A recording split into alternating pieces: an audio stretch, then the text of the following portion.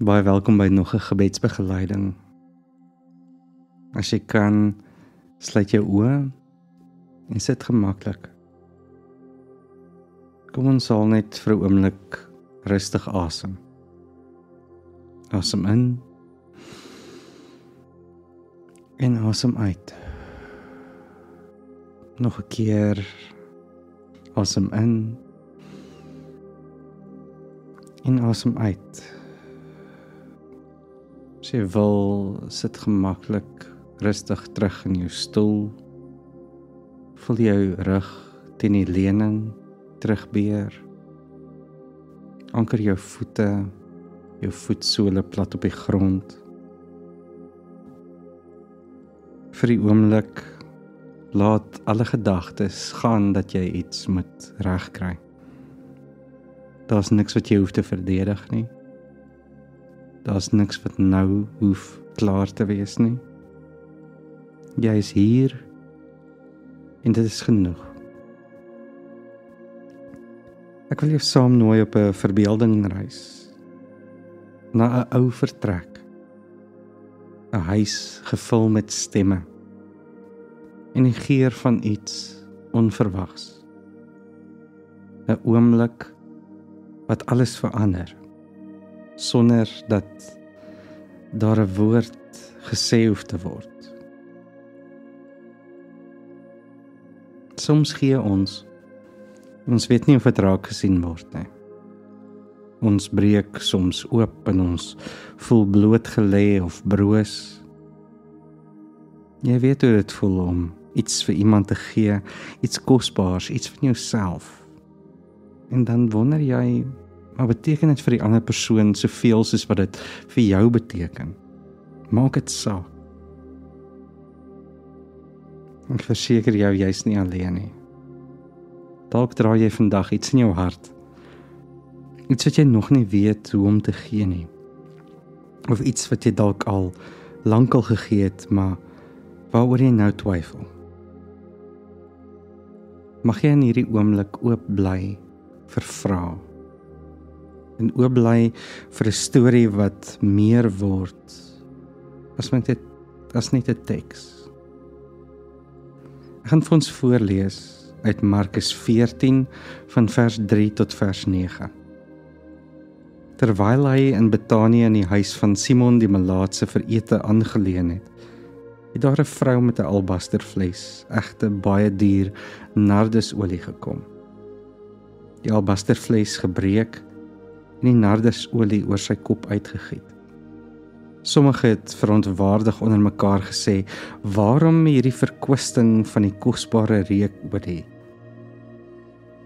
Hierdie olie kon vir meer as 300 denarius verkoop word.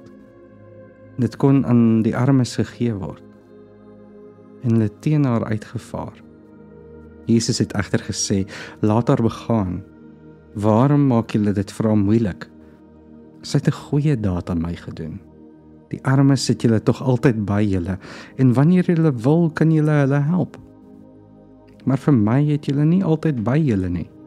Wat sy kon doen, het sy gedoen. Sy het vooruit my liggaam gesalf met die oog op my begrafnis. Amen. Ek sê vir julle, oral in die hele wêreld waar die evangelie ook al verkondig word, daar sal ter herinnering van haar vertel word wat sy gedoen het. Dink jou in, 'n kamer, 'n tafel waar aangelê word, 'n stilte kortliks voor die storm.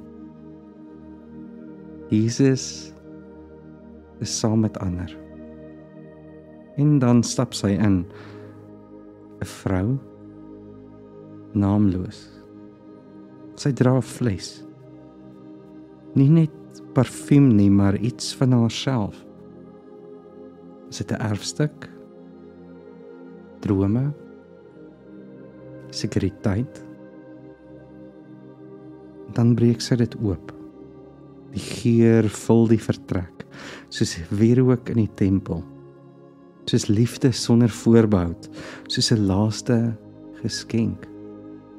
En dan kritiek.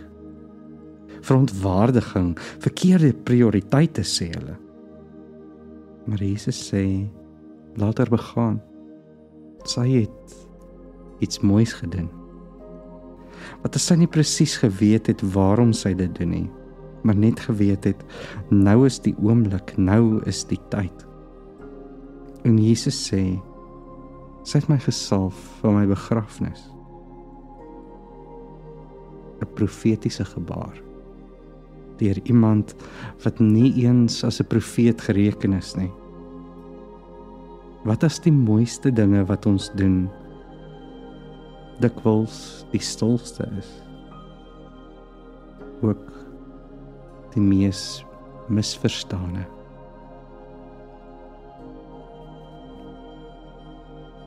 Kom ons dink vir 'n oomblik na oor die volgende vraag. Waaraan hou jy styf vas, wat dalk moet oopbreek?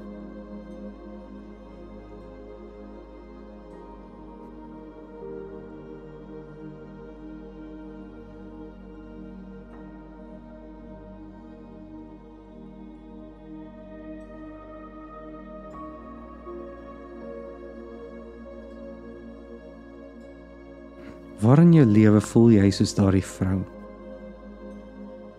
Gekritiseer, nie verstaan nie, maar tog vol liefde.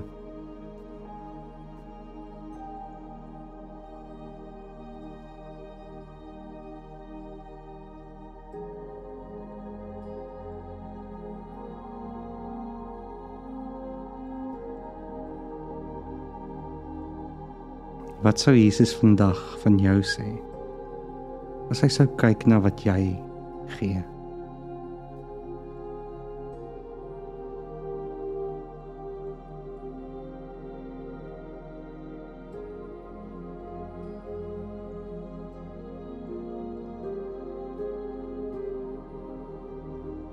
Kom ons neem 'n minuut of wat se stilte om verder hieroor na te dink.